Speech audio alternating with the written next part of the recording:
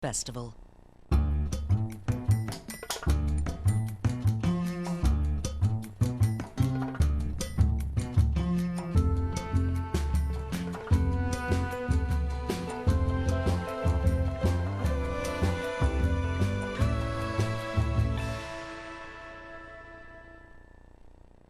Good evening, everybody. I'm Ben Mankiewicz. Thanks for joining us.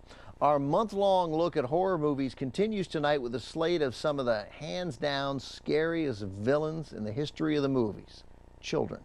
First, we have a British thriller about an emotionally unstable 10-year-old boy who may or may not have killed his little sister. From Hammer Films in 1965, it's The Nanny. To paint a picture of what kind of kid you're dealing with here, the first time we meet the boy, he's swinging from the rafters, faking a suicide as a practical joke. Kids do the darndest things. He's been institutionalized following the death of his sister, and all evidence points to him being the killer, even though he maintains his innocence. His, let's call it, peculiar behavior certainly doesn't help his case.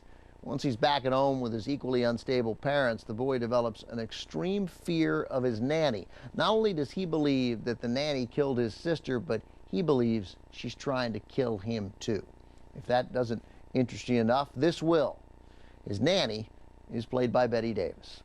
3 years after starring in Robert Aldrich's Whatever Happened to Baby Jane, Davis certainly knew her glamour days were long gone, but she was still surprised by the lack of offers coming her way after the critical and financial success of Baby Jane. So she agreed to play this film's aging English nanny. It is a subdued yet tense performance by Davis, the polar opposite of the bratty and often sinister behavior of the boy, played by William Dix, who does manage to hold his own in scenes with Davis. Posters for the film asked, who would you trust, the nanny or the boy? You're about to learn the answer. From director Seth Holt and veteran Hammer Films producer Jimmy Sangster in 1965, here's The Nanny.